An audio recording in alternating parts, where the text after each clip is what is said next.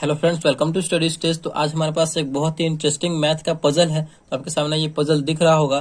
तो यहाँ पे दिया हुआ यानी बॉक्स दिया हुआ और मतलब इसमें कौन सा संख्या हम लिखेंगे तो इन दोनों को जोड़ने पर हमारा 8 आ जाए। फिर इसमें फिर कौन सा संख्या लिखेंगे इन दोनों को जोड़ने पर हमारा 13 हो जाए। और फिर इसमें क्या लिखेंगे इसमें से घटाने पर 6 हो जाए। और इनमें फिर क्या लिखा जाए इसे जोड़ने पर 8 हो जाए। तो चलिए हम ऐसे अगर आप करके देखते हैं तो देखते हैं होता है कि नहीं। अगर यहाँ पे हम 5 लिखते हैं, 5 करते हैं और यहाँ पे 3 करते हैं तो 5 और 3 मिलकर हो जाएगा हमारा 8। और फिर यहाँ पे कितना जोड़ेंगे, 5 में से हमारा 13 हो जाएगा। यहाँ पे हम 8 जोड़ते हैं, 8 और 5 मिलकर 13 हो जा रहा है। बिल्कुल सही है। चलिए अब जो है यहाँ पे हम इसमें फिर क्या, इसमें 3 है और यहाँ पे 8 लाना है। जिसमें हम कितना जोड़ेंगे तो 8 हो जाता है, हमारा 5 जो हो जाता है। अब देखिए ये हमारा सब इधर का जोड़ने पर हमारा सब इक्वेशन सेटिस्फाई हो रहा है। अब इसको जोड़ते हैं, 8 में से 5 घटेगा तो कितना हो जाएगा, यहाँ पे 2 हो रहा है। लेकिन हमें लाना कितना है, तो सॉरी 8 में से 5 घटेगा तो 3 हो रहा है।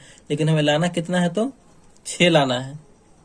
लेकिन ये तो हो नहीं रहा है। अगर आप अपने मन से ऐसे क्वेश्चंस को सॉल्व करेंगे तो आपको बहुत ज्यादा समय लग जाएगा। इसीलिए चलिए हम इस क्वेश्चन को सॉल्व करते हैं। तो हमें इस क्वेश्चन को सॉल्व करने के लिए इक्वेशन बनाना होगा। उस इक्वेशन को समीकरण से इस क्वेश्चन को सॉल्व करते हैं। तो सबसे पहले हम इसे मान लेते हैं, कुछ भी मान लीजिए आप, जो भी आप मान सकते हैं। तो हम मानते हैं इसके ए, और इसे मानते हैं बी, इसे मानते हैं सी, और इसे मानते हैं यहाँ पे हम डी मान लेते हैं। ठीक, ऐसे करके समीकरण बनाते हैं और फिर इसे सॉल्व करते हैं। तो ए और बी यानी ए प्लस बी बराबर 8। तो यहाँ पे हम लिख लेते हैं ए प्लस बी इक्वल टू 8। ये हमारा समीकरण 1 हो गया। ठीक, उसके बाद अब ले लेते हैं सी, और यहाँ पे ए और सी।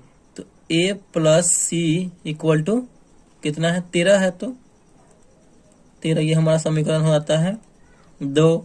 चलिए फिर ये बी और डी है, तो यहाँ पे ले लेते हैं b plus d equal to कितना है, 8 है। तो 8 ये हमारा समीकरण तीसरा हो जाता है। हमारा चौथा समीकरण सी और डी है, तो माइनस बीच में है, तो यहाँ पे हो जाएगा सी माइनस डी इक्वल टू कितना, 6 है। तो 6, और ये हमारा समीकरण कितना हो जाएगा, तो चौथा समीकरण हो जाएगा। ये ऐसे ही समीकरण के मान करके तब इसे हम सॉल्व करेंगे। तो यहाँ पे हमने 4 समीकरण बना लिया है। तो चलिए अब हम समीकरण को आपस में घटाते हैं या फिर जोड़ते हैं, जिससे कि फिर आगे में समीकरण आए और उसका मान निकल के आए। तो यहाँ पे देखिए इसमें भी ए है, समीकरण 1 में भी ए है, समीकरण 2 में भी है। तो समीकरण 1 और 2 को लेकर चलते हैं। ये प्लस में दोनों अगर घटाते हैं तो ए कट जाएगा, इससे समीकरण हमारा नया एक बन जाएगा BC। तो उससे हमारा मान निकलने का चांस है। तो चलिए समीकरण 1 और 2 को घटाने पर, तो समीकरण 1 माइनस समीकरण 2। चलिए समीकरण 1 हमारा क्या है, ए प्लस बी बराबर 8 है। और दूसरा समीकरण क्या है, ए प्लस सी बराबर 13 है। इसे हम घटा रहे हैं क्या, तो घटाइए, घटाओ, ए कैंसिल हो जाएगा। यहाँ पे एक बी है प्लस में और माइनस में सी है, तो क्या हो जाएगा, b minus c equal to क्या हो जाएगा, यहाँ पे घटा रहे हैं तो 8 में से 13 जाएगा, तो कितना बचेगा, -5। ये हमारा नया समीकरण बन गया, समीकरण 5 बन गया। ठीक, अब इसी प्रकार हम समीकरण 3 और समीकरण 4 को लेकर चलते हैं, जिससे कि ये भी हो जाए। तो समीकरण 3 और 4 को हम जोड़ेंगे, क्योंकि एक डी प्लस में और डी माइनस में है। तो जोड़ेंगे तो ये दोनों कट जाएगा। तो यहाँ पे हम लिखते हैं समीकरण 3 और 4 को जोड़ने पर, समीकरण 3 और 4 को हम जोड़ रहे हैं। तो चलिए जोड़ते हैं। समीकरण 3 है हमारा b plus d equal to 8। समीकरण 4 है c minus d equal to 6। इसे जोड़ रहे हैं तो जोड़िए, बी प्लस सी हो जाएगा। ये बी और सी को जोड़ेंगे तो बी प्लस सी, और जोड़ रहे हैं एक प्लस में है एक डी माइनस में है, तो ये आपस में कैंसिल हो जाएगा।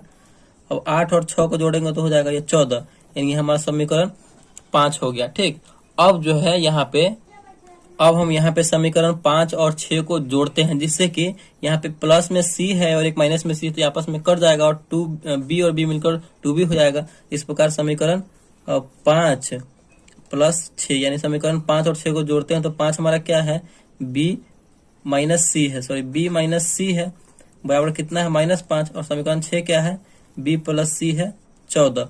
इसे जोड़ रहे हैं तो जोड़ेंगे तो मिलकर क्या हो जाएगा, बी प्लस बी यानी 2b। यहाँ पे जोड़ रहे हैं तो एक प्लस में सी है एक माइनस में सी है, आपस में ये कैंसिल हो जाएगा। जोड़ रहे हैं, देखिए 14 में से 5 घटेगा, यहाँ पे 14 में से 5 घटेगा तो बचेगा 9। तो यहाँ पे बी का मान आराम से निकल जाएगा। तो बी का मान कितना हो जाएगा, 9/2, क्योंकि 2 गुना में है, बराबर कैसे जाएगा तो भाग में, ये हो जाएगा 4.5। यानी यहाँ पे b का मान निकलकर कितना आया तो 4.5 आया। तो इसी b का मान जो है हम समीकरण, इसमें ये समीकरण ये हमारा कितना था, तो समीकरण हम 6 में भी रख देंगे तो b का मान निकल जाएगा कि नहीं, सॉरी b का मान तो निकला हुआ है, समीकरण 6 में रखते हैं, समीकरण 6 में c का मान हमारा निकल जाएगा। तो चलिए समीकरण 6 में b का मान रखते हैं, जिससे कि हमारा c का मान निकल जाए। तो यहाँ पे हमारा समीकरण 6 है b प्लस c, और b का मान इसमें कितना दिया हुआ है तो 4.5 निकल के अभी आया है। तो 4.5 प्लस c, और वो इतना बराबर 14 है, क्या बराबर 14। चलिए निकालते हैं। तो c बराबर 14 माइनस, ये प्लस में है तो बराबर को हो जाएगा, तो माइनस में हो जाएगा 4.5। तो यहाँ से हम निकाल लेंगे, तो 14 में से 4 घटाएंगे तो कितना बचेगा 9.5। यानी c का जो हमारा मान आ गया वो 9.5 आ गया। यानी b का मान भी हमें पता चल गया और c का मान भी हमें पता चल गया। तो अब हम इस प्रकार क्या कर लेंगे, तो d का मान निकाल लेंगे। देखिए d वाला टर्म यहाँ भी है, 3 में भी है और 4 में भी है, तो हम 3 और 4 किसी में भी रख देंगे तो हमारा d का मान निकल जाएगा। चलिए हम 3 में ही रखते हैं। समीकरण 3 में c का मान रखने पर, समीकरण 3 हमारा क्या है, b plus d equal to 8 है। तो b का मान कितना है 4.5 है, क्या 4.5। तो यहाँ पे b का मान रख रहे हैं ना, तो b का मान रखने पर तो 4.5 प्लस d इक्वल टू 8। तो d बराबर क्या हो जाएगा, d बराबर हो जाएगा 8 माइनस 4.5। यहाँ पे d का मान निकल के क्या आ गया 3.4, यानी d का 3.5, d का मान भी हमारा निकल के आ गया 3.5।